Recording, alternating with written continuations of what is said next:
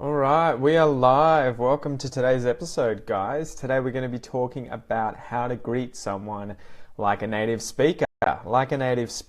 So, I have actually got a little bit of news. I'm going to be teaching Chinese people via the app WeChat, and so this is one of the first classes that I'm going to be doing for the Chinese group of English learners on WeChat.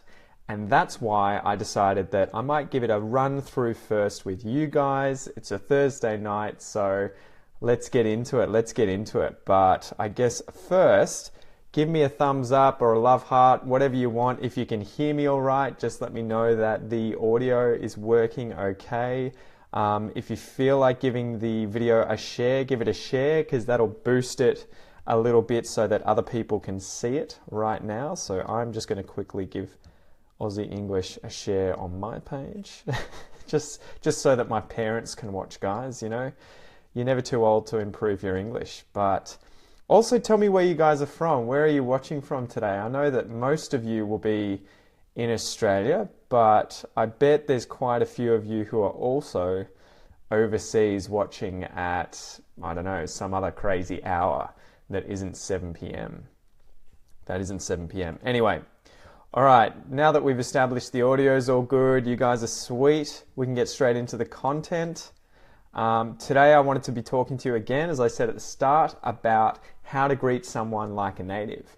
Obviously, we've kind of got like two different settings when it comes to greeting people. You've got people that you know, so people like your family, you know, your parents, your brothers, your sisters, your uncles, your aunties, your grandparents. And then you've got people you don't know, so strangers. So, well, I guess too, with people that you do know, you've obviously got also not just family, but you've got workers, you've got people that you might train with, whether it's doing karate or jiu-jitsu or tennis or something like that. And so we have these different relationships in English that we can, I guess, they're just a little bit different depending on who the person is, how you know them, if they're older than you, if they're younger than you. And so that's why I wanted to do today's episode on greetings. So let's get to it. First, obviously, we'll start with how to say hello and hi with people that you don't know. So the first section here is going to be for strangers, people you don't know. So obviously you can say hi, hey, and hello. I'm not really a fan of hi and hello. Hi is the kind of thing that I would use if I was kind of surprised or shocked a little bit, like, oh, hi. So maybe if I bumped into someone in the street, I might say, oh, hi, sorry, you know, like it's kind of a little short, abrupt one. It's not what I would say to someone that I was about to start an in-depth conversation with. Hello is a little bit different. Again, same kind of thing as hi, where you might be like, oh, hello, if you were sort of shocked.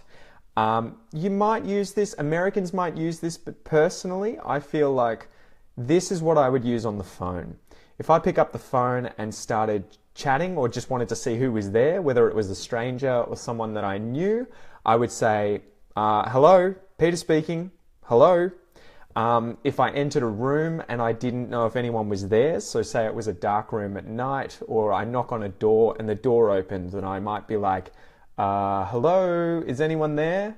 So it's that idea of you don't know who's there, you might use hello to kind of check. So I guess it's kind of like a greeting where you're verifying if someone's there, right? I wouldn't use that so much with if I met someone, whether I knew them or not in the street. I don't think I would really start with hello. It's a bit formal. So anyway, you can give it a go. People are going to understand you.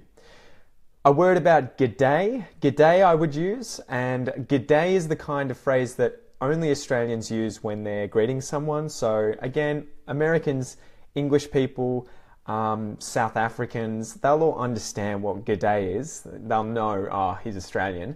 But this is something that I would definitely use a little bit to emphasize the fact that I'm Australian, but also it's just something that I naturally end up doing. And it is a little less formal. So if you do this with people you don't know, there's not necessarily anything wrong with it. People aren't going to get offended, but if they're people who have an elevated social status above you that you don't know, so people are in a formal situation at work or something, you may not want to use g'day in those kinds of situations. Although I think if you're an ESL learner, someone who's learning English as a second language, no one is ever going to be offended to the point of being angry. They might just think to themselves, oh, he's just trying to be more Australian, you know? So those are the brief ones. When we want to get into some more complicated kind of greetings, you can say, how do you do? But this I say with sort of a pinch of salt, with a grain of salt. I would never say, how do you do? This is just beyond formal. Like it's up there with just, I don't even know what it's with. Probably using sir and madam to refer to people that you've just met. It's just really, really high level formality. And I just don't think that most people you're ever going to meet, even if in informal situations, would say, how do you do? Unless they were someone who is in the royal family. Maybe the Queen might say that to you, how do you do? And maybe you'd say that to the Queen, but I would never use that. A better version that's still polite is, how are you? How are you? How are you? You can say, how are you? That's the sort of polite version. Again, fine with strangers. How are you? You're just asking, are you okay? Are you fine? Are you well? Are you going all right? You can also kind of contract it down into just, how are you? How are you? How are you? You can say, how are you going? Or how are you going? How are you going? And you can contract that even further to, how you going? And so I think it's kind of a pattern that appears a lot in English. The more contracted it gets, how are you going, how are you going, how are you going, the more kind of friendly it gets. So I think English speakers, you know, just off the top of my head here, the more contracted it is, that's how I would speak in a friendly setting with people that I'm really comfortable with. And so when you start doing that with people, even strangers, it just brings a slightly more friendly atmosphere to the conversation. So if you walked up to someone you didn't know, especially, for example, if it was someone older than me and they walked over to me and said, "G'day, how are you, mate?" I would see that as, oh, wow, okay, this is a friendly setting. Instantly, I would know, okay, I'm on, you know, level playing field. This guy sees me as a friend. And yeah, it's all good. I would just chat to him probably a little more openly than if he walked up and said, "Hello, how do you do?" If he did that, I'd feel a bit awkward, like, I don't know how to read this situation. Is it sort of like a formal situation? What does he want? Like, is he after directions, or, you know, is he after a chat? I just wouldn't know how to read that. As well as, yeah, if someone said to me, "G'day, mate, how you going?" I'd be like, oh, I'm going to chat to this guy. So that's a good one. How are you going? How you going? How you going? Yeah, that's a good one. How is it going? That's sort of another variation. You can use this with strangers. How is it going? And again, how is it going? How's it going? You can use, you know, these different contractions. It's up to you guys. The more contracted it is, the more friendlier it sort of comes across as. So the more you say, how's it going? Instead of how is it going? The more it sounds a little friendlier. Once you've gotten past that point, you might say, I'm Pete, or my name's Pete. I'd probably just say, I'm Pete. G'day, how's it going? I'm Pete. So if you're in some kind of formal setting at work and you were introducing yourself to people you don't know, I'd just say, g'day, how's it going? My name's Pete. And instantly it gives off a friendly vibe. So if that's what you're going for, even with strangers, it's 100% fine. Once someone's introduced themselves to you, you might say, nice, pleasure to meet you, or pleased to meet you. So you can use any of those with to meet you. Nice to meet you. It's a pleasure to meet you. I'm pleased to meet you. Any of those are fine. Again, that's obviously the sort of thing you would use when it's the first time that you've met someone. Hi, I'm Pete. Hey, Pete. I'm Sally. Nice to meet you, Sally. Nice to meet you too, Pete. So that's a good sort of formal, greeting and introduction there. Introduction. Getting a little more friendly, you might say likewise, meaning if someone said to you, nice to meet you, as well as, you know, you're feeling the same thing, you can just say, yeah, likewise, as in, I feel the same way, likewise. Or you could say, you too, or just, yeah, pleasure, it's a pleasure. Pleased to meet you as well. Any of those are fine, and they'd be the typical way that you would refer or reply to someone who's just said that they were pleased to meet you. So from here, let's talk a little bit about small talk. If I was chatting to someone who I didn't know, it can get to that point as soon as you've introduced yourself and they've introduced themselves. So you walk up to them, hey, hi, hello, g'day, how are you going? How's it going? How are you? Once you get past that point and then you say, I'm Pete and you are, and they say, I'm Sally, nice to meet you, Pete, nice to meet you, Sally. That's where the conversation can take a bit of a dive.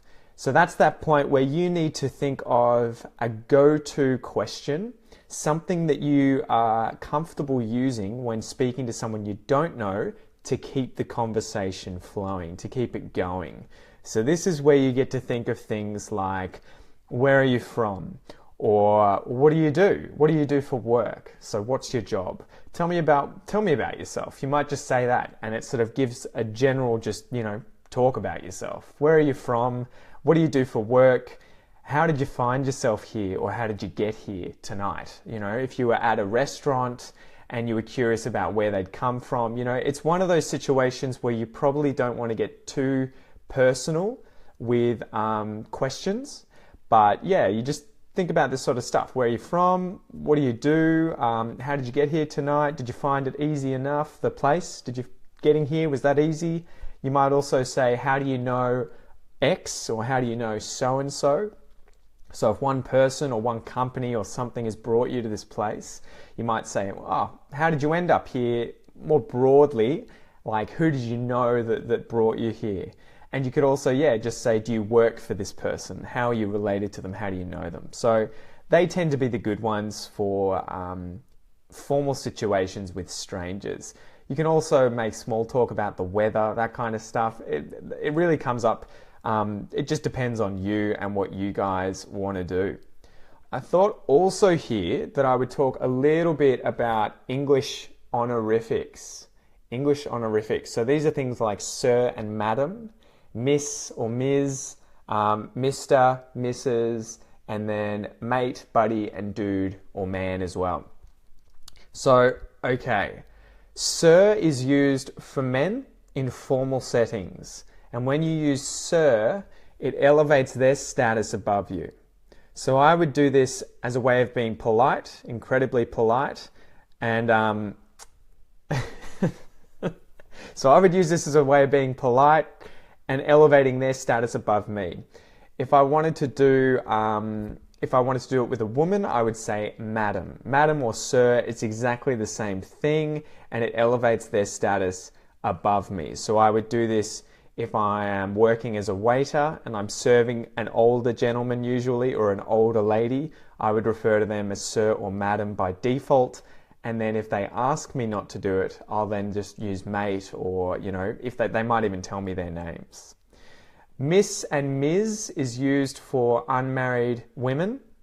And so you might use this when you're in a restaurant or a shop and you're wanting to talk to the assistants there. You might say to them, excuse me, miss, or excuse me, Ms. Ms wouldn't be used like that. Ms would be used like madam, but for younger women. So if you weren't sure of their marital status, are they married, are they not married, they're still pretty young, you might use Ms in sort of formal situations where they could be a teacher, for example, or have some kind of role. This is Ms and then their surname. So Ms, I guess, is sort of like Mr. and Mrs. This would be for someone who is a male. If it's a male, a man, it's Mr. If it's a woman, it's Mrs. And it's for people who are married. At least Mrs. is for people who are married, and Mr. is used for just any man at all. And you would use it if they don't have any other professional or academic title. So if they're not a doctor, the president, in the royal family, you would just use Mr. and Mrs. for people who are married. And then we have at the end here, mate, buddy, dude, or man. So I thought I would give these a special mention because I use these quite a bit. By default, I would not use these on women. That's something that I would say honestly, by default. Unless these women were incredibly blokey and really used these to refer to me, then I might also use mate or buddy with a woman if I really wanted to kind of emphasize the fact that I really just saw her as a friend. So that's me as a native. That's what I would do. However, I would use them all the time with guys. All the time. In fact, I'm probably more likely to use mate, buddy, dude, or man instead of their actual name. So I might ring someone up and be like, "Hey buddy, it's Pete. How you been? What did you want to do today? Hey mate, hey dude, hey man." I'd use all that with guys. I would probably avoid using these with strangers unless I was trying to bring that friendly atmosphere again to the conversation. So I do find myself using these on men in the restaurant where I work. I'll be like, "Yeah, no worries, mate," if I can tell that there is that friendly kind of vibe happening. So it's not the first honorific that I would use. If I didn't know the person and I thought they were my age or older, I would start with sir or madam. But if they were my age or younger, and if I could tell they were really friendly, then I would use mate, buddy, dude, or man. So, and that's just me. I just like to be friendly when I chat with people, even if they're strangers. So use it. I think too, remember, if you're learning English as a second language and you use these things incorrectly, people will either correct you or they're not, they might be offended if it was me that did it, because a native person doing it can, cause offense. If I refer to a very, very old man as buddy, it'd be a bit weird, I think, from default, if that was the first word that I used. But don't be afraid.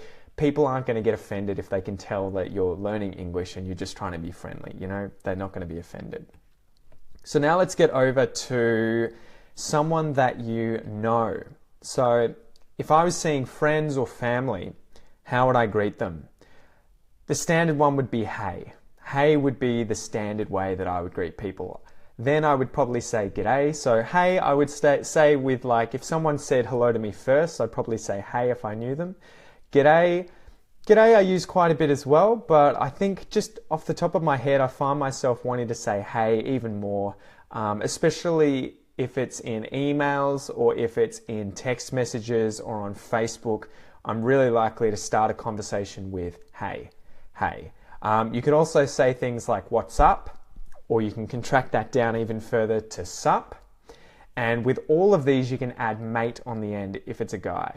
And if you're a guy, you don't have to, obviously. But you can say, hey mate, g'day mate, what's up mate, sup mate. You can also say then, once we're past the initial g'day or greeting, we can say things like, how are you going? If you want to know a bit more about how they are. One thing to note here too, with a lot of these kinds of questions, Australians typically ask these to be polite, but without looking for any more information. And this gets a lot of people. I think I've had a lot of people tell me that they asked someone how they were and the person said good and that was it. Or they said, yeah, not bad, and that was it. And when in reality the person said, how are you, to actually find out how that person was and learn a bit more about them. That is just what it's like in Australian culture. If you want to dig a bit deeper, as we would say, and you want to find out a little bit more, you just have to follow it up with questions. And the funny thing is, on the other side too, if you do want to find out more about me and you just say, how's it going, or how are you, my instinct is going to be that you just want me to say, good. How are you, to respond. And so it is funny, I've met some Australians where they were like, yeah, they said, how are you? But then they wanted to know all this extra information and I didn't realize that was what they were after. So how are you going? We used that previously. You can use that here. What's been going on or what's been happening? That is starting to ask for more information. So you might say, how are you going? What's been going on? What's been happening? And that is like what's been going on in your life. What's been happening in your life. And it's me asking recently, what has been happening with you? What is your latest news? What have you been doing? What have you been up to? What's been going on? What's been happening? So that is, I want to know more information about recent activities in your life. You can also just contract it down to how you've been, how you been instead of how you been going, or how you been or what you been doing, all of that sort of stuff. You can say what's the goss, what's the news, again asking about a bit more information, what they've been up to. And you can say things like how's your day been, how's your day been, how's your week been, how's your month been. And that's just how has that period of time been for you. And so again, they could just say, yeah, good, and you? Or they'll go into a story about, what they've been up to and give you a bit more information. All right, so small talk, again, with family and friends, I would start it off with those things that we just went over. What's been going on, what you've been doing, what's been happening, what's the goss, what's the news, how you've been, how's your day been, etc. You might also say, what have we got here? You might also say what's new. So that's sort of like what's the latest news or what's the latest. You can say that. You can say, what else have we got here? I'm not going to repeat the same ones. How's your family going? You might ask about people's families. So if I caught up with my folks, for example, my parents, I would say, how's mum been if I was seeing dad? Or I would say, how's dad been if I'd seen mum? If I'd seen friends that had mutual friends with me, I would say, how's so-and-so been? Have you seen this person recently? How's work? You can do all that sort of stuff to get into the small talk, and then just start talking about, obviously, things related to you two. So that's endless. Anyway, so I guess finishing up, we can talk about how you would say goodbye. Usually with strangers, people that I didn't know, and informal situations, I would say goodbye or bye. I might say have a good one, have a great day. And again, I would reiterate the fact that it was a pleasure to meet them. So I would be like, hey Sally, it was a pleasure to meet you. It was great to meet you. It was nice to meet you. I hope we can do this again soon. If you hope you see them again, or I'll see you at so-and-so, if you guys know now that you're going to catch up later. And then I would just say, goodbye, bye, have a good one. You might also hear people say ta-ta. Ta-ta in English ta is a funny word. You can say ta, which is kind of like long, and it means thanks, kind of like cheers, ta. And you can also say ta-ta, which is like short one, long one, ta-ta, ta-ta, to mean bye or see you. Ta-da, ta-da. With someone you will have heard a lot of these from me already, guys. Every time I finish a podcast, I say things like, catch you guys later, catch you later, catch ya, see you later, see you guys later, see ya, have a good one, see you soon, see ya soon. So we turn you into ya to sort of contract it and become a little bit more informal, so a little bit more friendly. But yeah, those are the basic ones that I would use, guys. Goodbye, bye, have a good one, have a good day, pleased to meet you, it was great meeting you, and I'll see you soon, or I'll see you when I see you, ta-ta. Informal situations, catch, see you later, see you, catch ya, see you soon, till next time. That's all the kind of stuff I would use with people that I was familiar with, that I knew. So that's it for today, guys. That's it for today's lesson. Feel free to now give me as many questions as you want. Have you been finding anything in English particularly difficult of late? Any expressions or any words or anything you want to know about tenses? Now's your time to ask. Put your comments down below and I will scroll through and see if I can find some that people have already asked. So, what options could we use to reply besides good and you, asks Diana. So, you can say things like great, good. Australians quite often say things like not bad or not too bad. So we kind of say the negative, but it's almost double, right? We're double negative, making it a double negative where we're saying not too bad. So it's kind of like, oh, so you're good. So I would use that quite a bit. I would say things like, yeah, not bad, mate. How are you? Not too bad. Not bad. Pretty good. Fine. Yeah, great. Really good. As soon as you start doing that, as soon as you start departing from good, fine, great, not too bad, not bad, As soon as you start saying, oh, actually pretty bad, or really bad, or awful, or you do the complete opposite and you say, yeah, really good, like amazing, that's when you're going to start getting people asking you more questions like, oh, what happened? If you said, yeah, actually really bad, they're not going to just leave it at that. They'll want to know, oh, what happened? Let's talk about it. And vice versa. If you say, yeah, man, off the charts, so well, so great, they'll be like, what's so good? Why are you so happy? So the basic thing there, good and new, great and new, fine, nice, not bad, not too bad.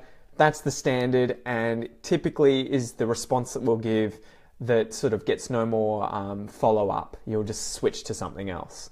If you depart from that and you say, really, really awful, average, as soon as you start saying it's below, not bad, people are going to ask why. And as soon as you say that it's amazing or great or phenomenal, people are going to ask why. So I hope that gives a bit of context to sort of greetings in Australian English and how we think when we sort of chat and have these interactions with people.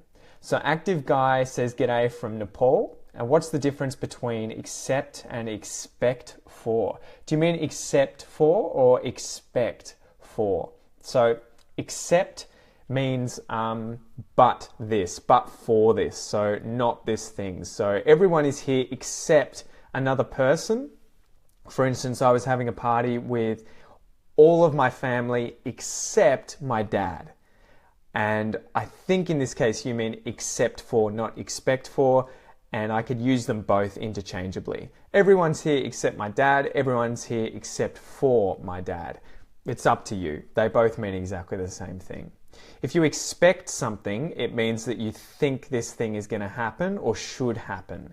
So you would expect to be paid after a week's work. You might expect your child to be born in the next month because your wife is 8 months pregnant. You expect the sun to rise tomorrow. It's something that should happen. Hopefully the sun rises tomorrow. Luke asks, when is this guy going to take his clothes off? Luke, you don't need to be here learning English, mate. This is one of my friends from Sydney being an idiot. What about ma'am? Peggy wants to know what ma'am means. Ma'am is sort of a contraction of madam, and they've just removed the D. So the D has just been removed from the word madam here. I'll see if I can do it in reverse. And you've got ma'am. So you might see it with an apostrophe sometimes, or you might just see it as M-A-A-M. That is the kind of thing that I think is a lot more American. So I would see that in American films where people would say, excuse me, ma'am. Excuse me, ma'am. You might hear that in England as well, but I don't think Australians would really use that. We would just say madam. What else have we got here? What's the difference in pronunciation between miss and ms? Okay, so Pillar wants to know how you pronounce miss versus ms. Miss sounds like the verb to miss something. If you miss something, miss. Miss, it's that short ich sound, miss, whereas ms is often said with the Z sound at the end there, definitely, so ms, and it's a schwa, I think, off the top of my head, so we don't really pronounce any vowel there, so it's almost like how it's spelt, ms, ms, sort of almost like an E or a U kind of sound, ms, it's the schwa. Miss and ms. What other questions? Among women, are there expressions similar to buddy or mate? This one, they might refer to each other as girl. That's a difficult one. I'm sure there are. I'm just so not used to using them because I'm not a girl. But I think most of the time they would just use each other's names, nicknames, and they might use girl, I think. I think the main difference here is that men tend to use this stuff, like buddy, guy, dude, mate, And so it feels masculine, I think, in the sort of English-speaking world. And so if women want to be a little more feminine, they avoid doing things that appear masculine. And so the ironic thing is, you'll meet women who are tough and work on, say, farms, or, you might meet a woman who's a mechanic, and she's the kind of person who might call you buddy or guy or, dude, mate, man, and that's kind of like showing you that this, she's not to be messed around with. She's a, fair income chick.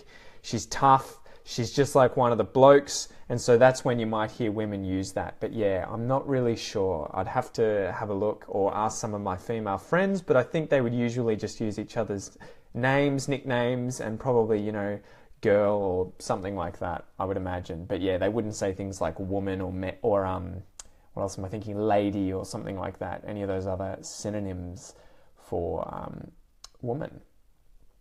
And what else have we got here? So Lale asks, "Hi Pete, how do you use put up with?" So put up with is one of those phrasal verbs that is not intelligible straight away. So it's not easy to work out the meaning. Put up, to put up. Obviously, literally, if I put my pen up somewhere, I'm taking it from here and I'm putting it up on the shelf, for example. I'm putting it up. But if you put up with someone or with something, I guess it's like you tolerate that thing. So I could say if I had a son or a daughter who was a very young child that was really annoying, always making a lot of noise, always screaming, getting in trouble, bringing dirt in the house, ripping their clothes, I could be like, oh my gosh, I have to put up with so much. This child is really difficult to put up with. So to tolerate, to kind of have to deal with, to put up with. So that's how I would use to put up with. And it's always to put up with someone or to put up with someone. So I'm sick of putting up with him. I have to put up with my nasty boss at work. My parents are really easy to put up with because they're lovely people. But yeah, it would usually be used in a negative kind of way. You wouldn't put up with someone who was a nice, lovely person, because instantly when you say, I need to put up with this person, it's kind of like they're doing things that are mean or annoying or difficult to deal with.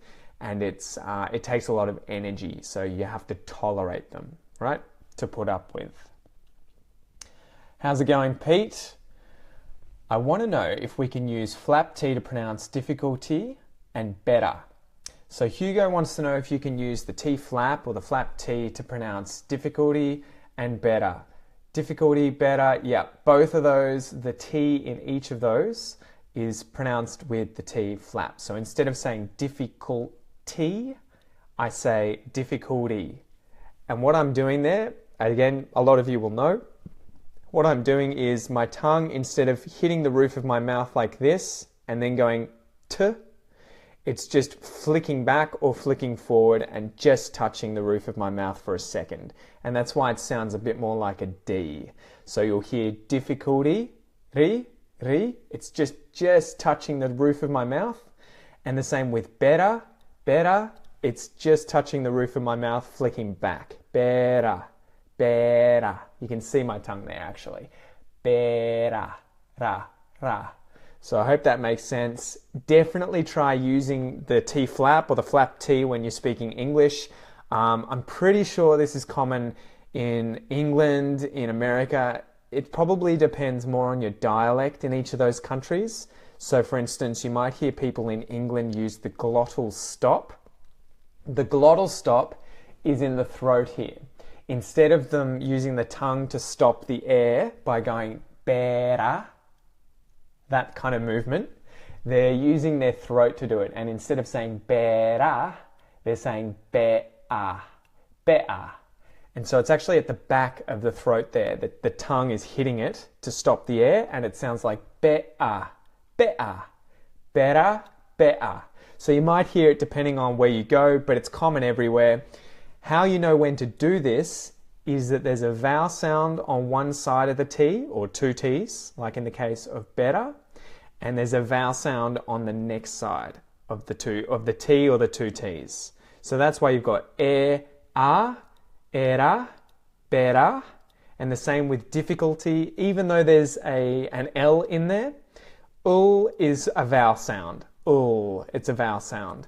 And so it's difficulty, difficulty, difficulty.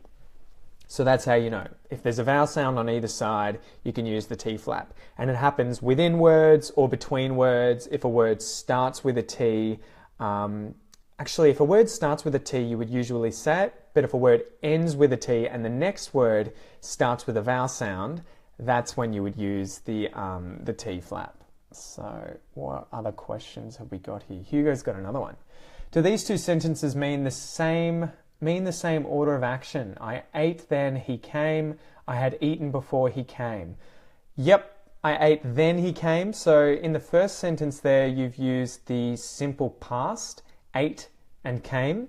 And the thing that gives me context as to the order, I ate, then he came, the word then. That means that I did this, then this happened. So based on that, you can use the simple past. If you just said I ate and he came, I wouldn't know which happened first. In the second sentence here, you've used had eaten. So what's that? The past perfect tense. Had eaten before he came. I had eaten before he came. Again, before makes it easy. You know what order it is because you've used I did something before another thing. But if you said something like I had eaten and he came, that tells me instantly I had eaten, so as in that happened first, and he came, that happened second. So that's where the tenses here give me a perfect understanding of which happened first. Had eaten happened first, came happened after that, and both of these things happened in the past. So I hope that makes sense. But keep at it, guys, keep at it. When to say any time when someone says thank you. So active guy, you and Hugo, active guy, you guys have always got all these questions at the end here. You don't give anyone else a shot. When to say any time. I think I would say this when someone says thank you, particularly if they say thank you for a favor that you've done them, where you've gone out of your way to help them. So imagine that I met someone in the street who dropped their shopping and they needed help from, cleaning up all their shopping. If I helped them and then afterwards they said, oh, thank you so much for helping me clean up all my shopping on the ground here, I could say anytime, as in I would do this anytime. It's not a problem. She's all good. She's apples. It was a pleasure anytime. So it's normally when you've gone out of your way, when it's an inconvenience, but you've helped someone nonetheless. If they say thank you for that, that's when you can say anytime, because it just means that you would help them anytime. And you can use that anywhere. That's a really good one to use, and something I find myself saying all the time. Anytime, guys, anytime. So at the end here, when you guys say, thanks, Pete, for all the English advice, thanks for answering our questions, I can say anytime, because it was a pleasure and I would do it anytime. What other questions have we got here? Boom, boom, boom, boom, boom. All right. What? How to speak English fast like Benedict Cumberbatch on Sherlock? This one is practice. If you want to learn to speak fast, you've got to learn to speak slow first. And this is something that my jiu-jitsu coach always says to me when we're learning new techniques. If you can't do it slowly, you can't do it quickly. If you can't do it slow, you can't do it fast. So I would say that if you want to speak really quickly, the thing is that you need to be able to pronounce the words as a native would, so that they understand what's happening when you start speaking really fast. So you need to understand connected speech as well as the pronunciation, or you may confuse people if you mispronounce things or contract things in a not so common way. The good thing is, if you learn to say it slowly and someone gets confused, you can always slow down, repeat yourself, and give them a chance to understand, or you can use different words to get around the problem there, the misunderstanding there. I would either slow down and say the thing again. If I was saying something like, how's your day been going, mate? I hope you've been really well. If someone looked at me like, what did he just say? I might say, how's your day been? I hope you've been really well. So I can say it slowly, or I might just use a different phrasing like, oh, how are ya? Have you been good? You know, those are the two tools I would use if there's misunderstanding when speaking quickly. But the basic idea is learn to say it slowly first, really pay attention to connected speech. So when you're listening to me in podcasts and you hear me talk about the connected speech stuff in the phrases that we go over in the listen and repeat episodes, really pay attention and say it slowly and then say it fast. And you just have to keep sort of repeating so that it becomes smooth and effortless and you can speak more quickly. So give it a go and let me know how you go, mate. All right, Lala asks, can you pronounce sweater, butter, please? So sweater and butter. Both of those, like difficulty and better before, have the T flap. So I would say sweater and butter. So it almost sounds like a D sound there. That's the T flap. Sweater, I wouldn't really use in Australian English. This is an interesting point to make. I think Americans use a sweater to refer to what we would refer to as a jumper. So although this jumper is a hoodie, meaning that it has a hood on it, I can put it over my head, although it's going to play with the microphone too much. This is a hoodie. I would refer to this as also being a jumper. So almost like someone who jumps, Jumper, jumper, that's how I would refer to this. Americans would probably call it a sweater. I wouldn't use that, but I know what it is because I watch a lot of American TV. What else have we got here? Deanna asks, excuse me guys, when you say I'm glad, can you say I'm really glad, I'm very glad, and what other options do you have to say the same thing in a particular sort of formal context? I'm glad, you can definitely say that. I think another common one, a collocation you're going to hear all the time is I'm glad to hear that, or I'm glad to see that. You can also say I'm glad to read that if it's something that you've read. I'm really glad to have read that, to read that. I'm really glad to see that, to have seen that, you know, depending on the tense you want to use. I'm really glad. I'm very glad. You could definitely say that. All of those would be fine. I'm glad to hear that. I'm really glad to hear that. I'm very glad to hear that. It's all fine. Other options, you might just say something like, it's great to hear that, or that's awesome.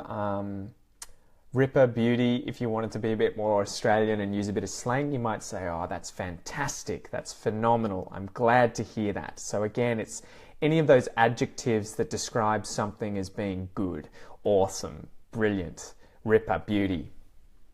So I hope that helps. What else have we got here? What is the best way for memorizing new words, especially when you have to deal with many of them? So this one comes from Noman. Noman, get on YouTube and watch my Anki videos. A-N-K-I. In fact, I'm going to write this down for you guys. I need to do a course on this in the future, but Anki is a free program that you guys can use.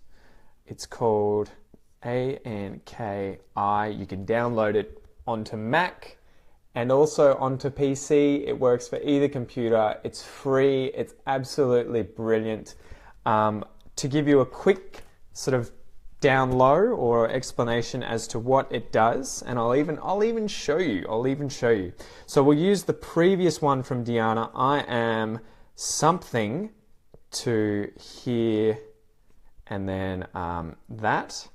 So for instance, if I was wanting to learn that last phrase that we went over, where's my finger? I'm glad to hear that.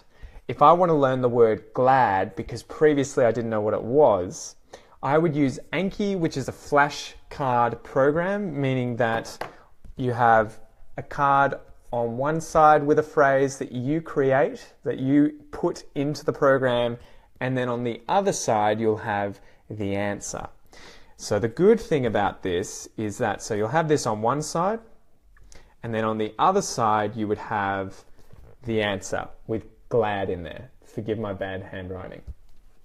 The reason this is so powerful is because Anki uses an algorithm to put all the difficult words in right up the front. What am I doing? Right up the front, where you have to see them again and again and again. So if these words are really difficult, if we imagine the number of cards that you have to review and time, so this is time, and this line up here, I'm doing this backwards, is the number of cards that you have to review. So imagine, each day you've got 50 cards that you have to review with all the words you find difficult.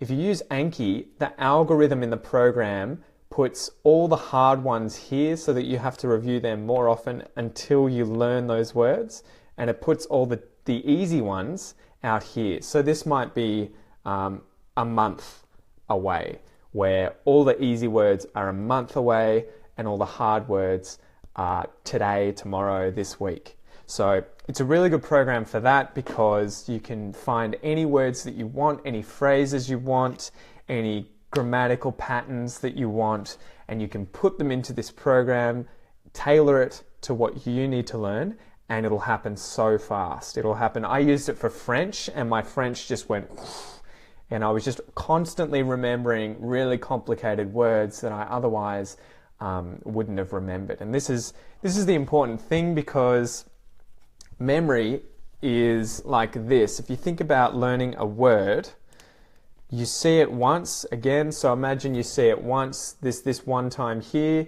and it drops off. It drops off like that. If you see it again soon, it drops off at a less steep curve. And then if you see it again after that, it drops off even slower again. So that's why you have to see words multiple times and over a really good sort of close period of time initially, and then less often as you go out.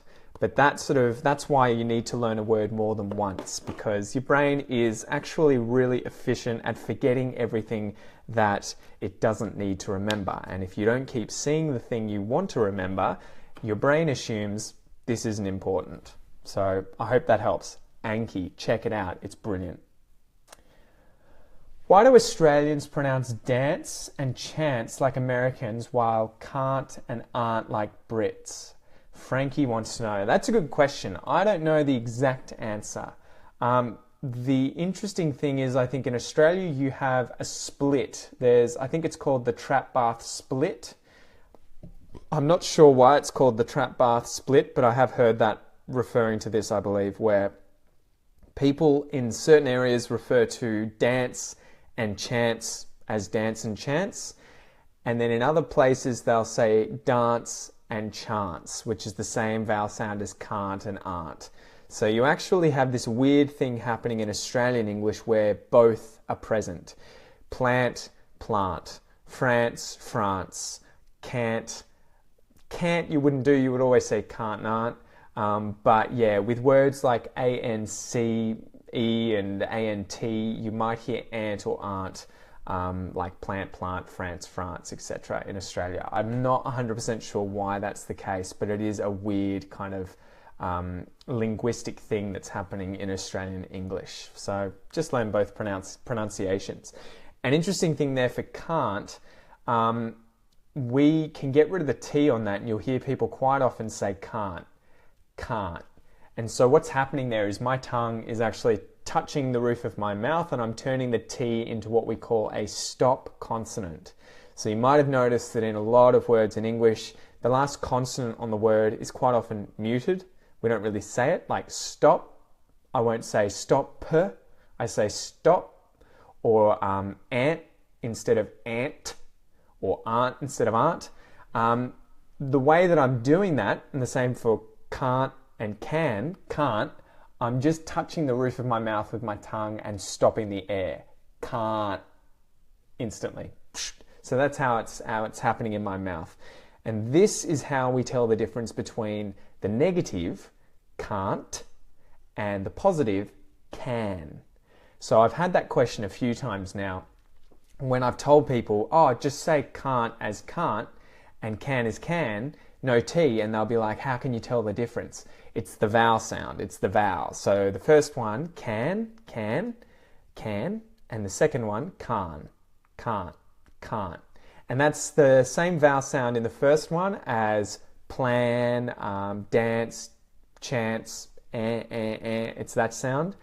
In the second one, it sounds like car or bar or star, and air. I hope that helps. What is the difference between die of, die from, die by? If you die of something or you die from something, that is that, on the top of my head, it would be like a disease, or he died of, cancer. He died from cancer. I would use those two interchangeably. Die of something, die from something. It's just that thing caused you to die that way. If you said die by, I think it's kind of the same. It's usually, it feels like it's referring more to the exact method of how you died. So, for instance, he died by bleeding out. So that's the idea of, you've had an artery or a vein cut and you're bleeding out of your body. You die by bleeding out, so by doing that thing. You probably could just say he died from bleeding out as well. I don't think most natives would notice. They would hear them both and be like, yeah, okay, I get what you mean. So you can use any in that example, but die of, die from, and die by, it's just referring to the thing that caused whoever it is to die. Let's have another look. So Ali wants to know, it's my first time watching your channel online. Really amazing. Thanks, dude. My question is about the word drama. Where can we replace problem with drama? Okay, so this, the TV shows that have a lot of drama? They have a lot of drama, meaning there are always problems on the show. Problems between people, issues between people. So not something like, say, a problem with my computer. I wouldn't refer to that as a drama. Although you probably could if it escalated and became like drama in the TV show or on the theatre sort of scene. If it was really dramatic, if there was a big problem as a result of this thing, I could refer to it as a drama. But I think it would usually be between people without sort of going in and researching it, just off the top of my head. So I could say, like, if there was a fight in my family at the moment, I probably wouldn't say problem with my family. That would be more like nothing interrelationary, or like not interpersonal. A drama is like there's a fight or something going on where people are arguing and there's some kind of argumentative problem where people are having a dispute about something. So my dad and my mum could be fighting, that's drama. If my dad and my mum had a problem, I guess you could probably use it the same way, but that would sort of be referring more to the specific problem that was there. So, but yeah, I would use it for that. Interpersonal kind of relationship issues, whether with your girlfriend, with people at work. If it's a big deal, if it's a problem, then I would use drama. And you can also hear people say things like no drama. No dramas, no drama, for no worries, no problem, all good in Australian English. That's a common one. So yeah, I hope that helps, mate. Feeling difficulty in using using and understanding phrasal verbs.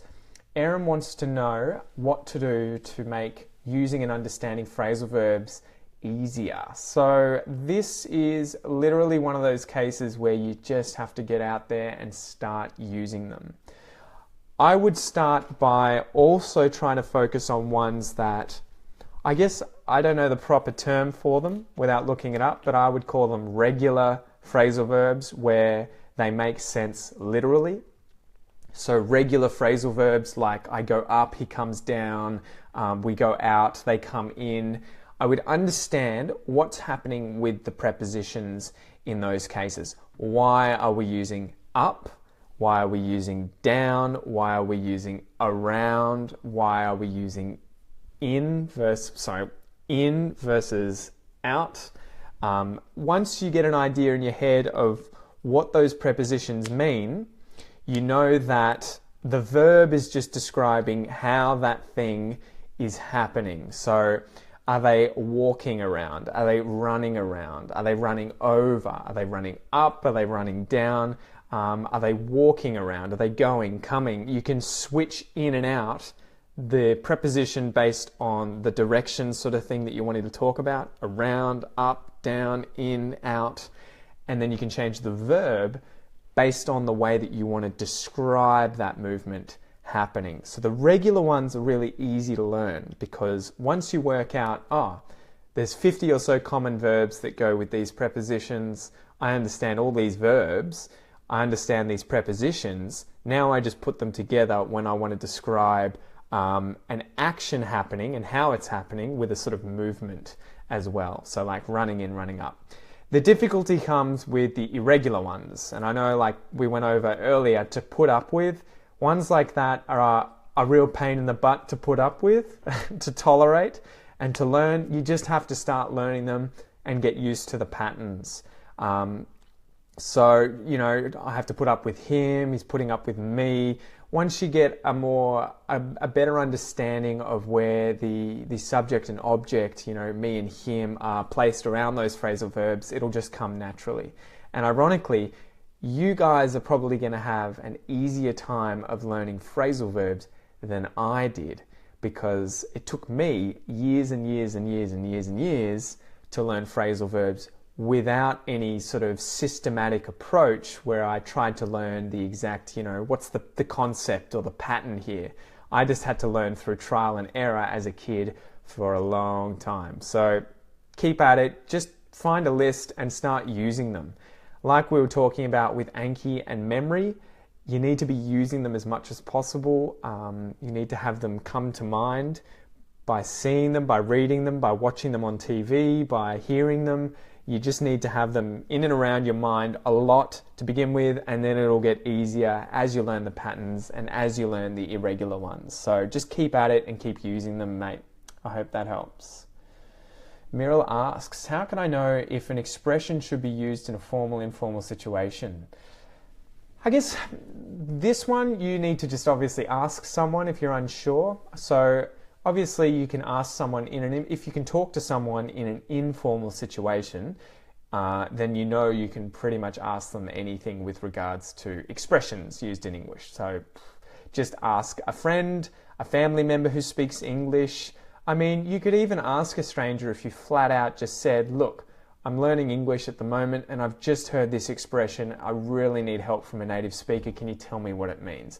It could be the most offensive thing in the world, and I think the average Australian isn't going to be offended unless they can tell that you are making a joke, you know, or pointing fun at them by doing this. So if you're genuine and you're honest, just ask. People will tell you. And I think too, the good thing is, Meryl, that being someone who's learning a foreign language that isn't your native language, if you do happen to use something formal in an informal situation, which isn't that bad, someone will tell you. They'll be like, yeah, don't call me sir, I'm a friend, just call me mate.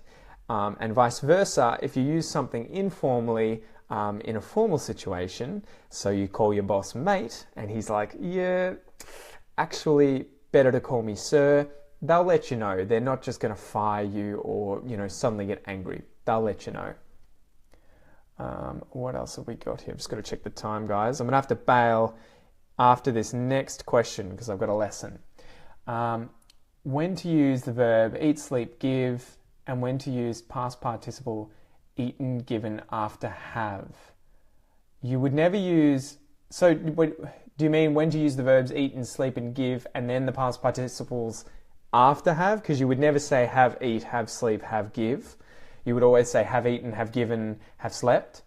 So this one, it just depends on the context. There's probably an infinite number of reasons why you would use have done versus did. But most of the time you start using more complicated past tenses when you're trying to establish that something happened before something else or vice versa. So I would just use ate, slept, and gave if it's just something that happened in the past. I would use eat, sleep, and give if it's in the present, if it's in the present, or if it is an infinitive verb. And then I would start using have eaten, have given, have done, have slept if I was starting to talk about more complicated things that have happened in the past and I'm wanting to get the times that they happen sort of under control. So I hope that helps, guys. I hope you've enjoyed this lesson. Remember, just give it a like, give it a share if you enjoyed this lesson, guys. If you want to support the channel, you can do so by signing up on Patreon to give anything from $1 a month. Anything more, totally up to you guys, but it's your way of supporting the channel if you want to see more content come out. And if you want weekly classes emailed to you, you can now join the Aussie English Classroom when you sign up to be a member on the website page. It's $1 to try it for your first month, just $1. That's 4 lessons over 4 weeks that you will get, and they have things like pronunciation exercises, grammar, slang, substitution exercises to teach you phrasal verbs, as well as a transcript and an MP3. So you can listen anywhere, anytime, and you can do all this extra stuff anywhere, anytime to keep learning English. So give it a go. Again, this supports me and helps me do more. And also jump over to the virtual classroom, the Facebook group, if you haven't already. Give it a thumbs up, get in there and be active. I'm releasing daily videos to get people talking. So I'll ask you to do a challenge, to create a minute video and talk about the question or the challenge of the day, post it live. And that's also where Chris and the other community members are helping everyone to transcribe several of the episodes that I release on the podcast. So I'm doing this each week where I release a few episodes and they need to be transcribed by the community, by you guys. So it's an extra way for you to learn English. Anyway, I've got to go, guys. I've got a jet. I've got to bail. I hope you had a good time and I'll chat to you soon. Peace out.